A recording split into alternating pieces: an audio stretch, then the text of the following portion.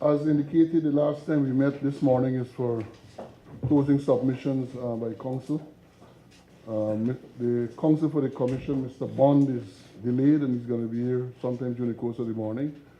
But we will commence almost immediately. As also indicated, Mr. Chang, well, I know you have written, you said you would have given written, so I don't think I'll confine you to the mic, even though that would be appreciated. We know by now you're going to get up and you're going to say what you have to say. But I trust that the written submission will encapsulate all that you will give orally. So we won't have an issue. So having said that, and based on the agreed order, where Mr. Chang will kick off, when we spoke on the last occasion, Mr. Peters was not here. So we will determine at some stage at what time Mr. Peters will make his submission. So Mr. Chang, over to you, please. Now, we are dealing with a person who has described and defined himself before this very commission as a good planner. As such, it behoves us to examine his statements, his statements, other statements, insightfully. Now, let me deal with the weaknesses which appear in the statement of Gillard. Gillard alleged in his statement that the proposal to assassinate President Granger was made as far back as in June 2015. Despite the enormity and seriousness of such a proposal, Gillard did not see it fit to report that unlawful proposal until the 29th of March 2017. That is 21 months later. It is common knowledge that no attempt was ever made against the life of the President Granger since he took office. Every policeman would know this. The crime chief so testified after the absence of any attempt on the President's life.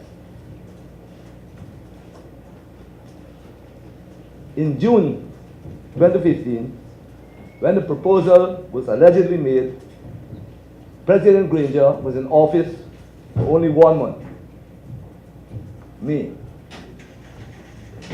And Nizam Khan could not have known of any plan on the part of President Granger to remove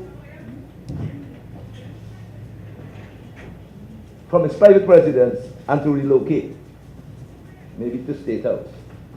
Yet, Gillard stated that the work, according to, he said that Nizam Khan told him that the work had to be done before President Granger could remove from his original residence.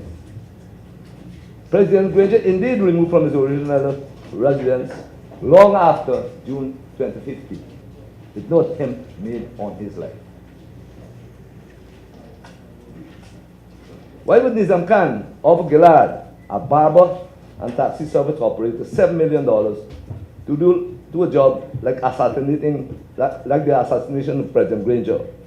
Whatever Gillard was, he was certainly not a person to whom anyone would offer $7 million or any money to do such a job. He was not a gunman or hitman. We have no evidence of such. According to Gillard's statement, it was in 2016 that Stephen Prasad showed him letters of administration. The points I've just made just tend to show the incredibility of the story. According to Gillard's statement, it was in 2016 that Stephen Prasad showed him letters of administration in his favor and told him he would have to remove from lot 56. That's Diamond, block something Diamond. 3 months later, a summons was served on him at the instance of Stephen Prasad. When 3 months later Stephen Prasad served him with the summons for possession, he accosted Nizam Khan and accused him, Nizam Khan, of being behind the issue of that summons, motive. Showing you he believed Nizam Khan was behind Stephen Prasad. According to the statement, Stephen Prasad obtained an order for possession from the Providence Magistrates Court, and Gillard had to remove from Lot 56 in December 2016. December 2016. He testified that he was given a few months to remove, but he removed in December 2016. That must have hurt and offended Gillard. According to the statement of Gillard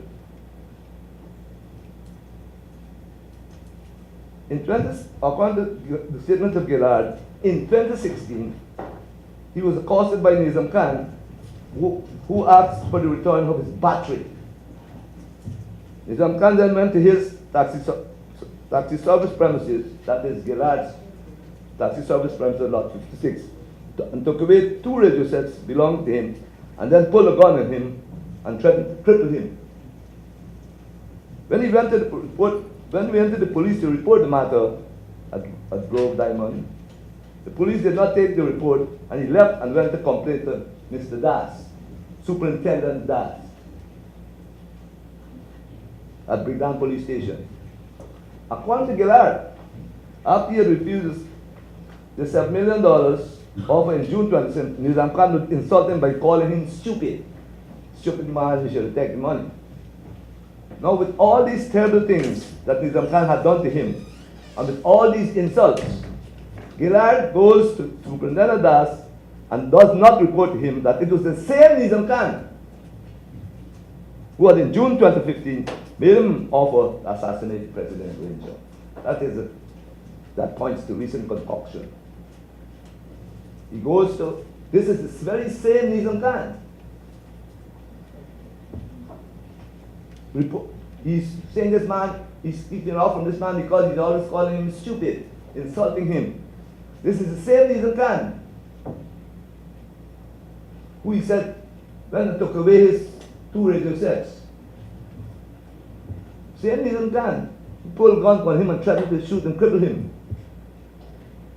He runs to Brigdan because Diamond the police station account him did not take his report. He goes to Superintendent Das. Does not report anything about any plot to assassinate the president and offer to him to assassinate the president against this very D.S.M. Material omission pointing in the direction of recent concoction. This is most incredible. Even the most prejudiced among us will be severely taxed to accord any credibility to Gillard's story. The police were in no different position.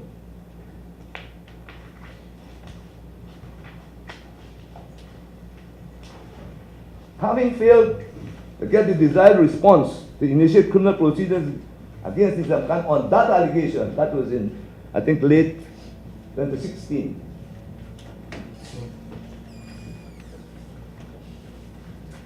And D.S.M testified that no action was taken against him.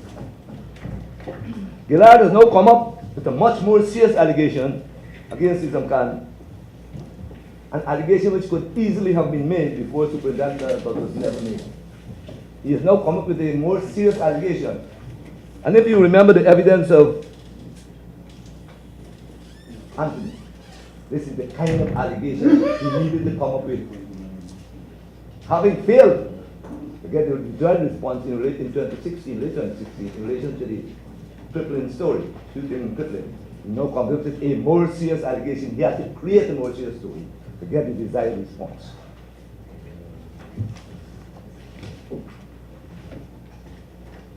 According to Gillard, his stated reason for his prolonged delay in reporting the assassination offer was because he feared D.S.M.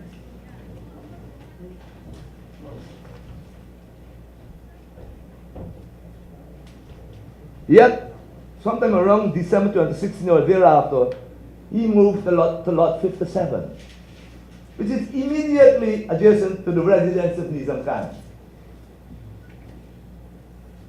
His explanation for his prolonged delay has a very hollow ring. Moreover, even with that, how do you explain he being fearful of D.S.M. since 2015 and going to report to us in 2016, late 2016, against the same D.S.M. How does one explain that?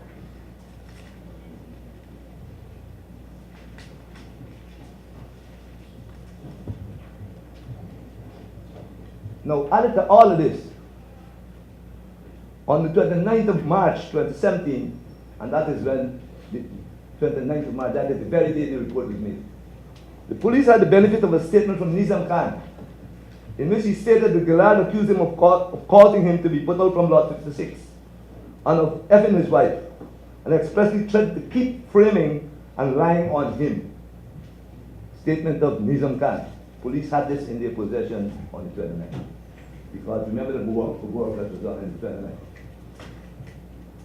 This would be after Gillard would have gone and complained to Das and lied on Khan. In other words, he's saying, I can continue lying on you and framing you. Gillard then called Nizam's brother Imran on the phone in his presence and told him that he, Nizam, was effing his wife, which caused Imran to have Nizam and Gillard confront each other on that allegation. About 2 weeks after, Gillard, on this issue of wife, let me say here and now, this issue of being with his wife came up not only from Nizam Khan, but from Leon Baldio.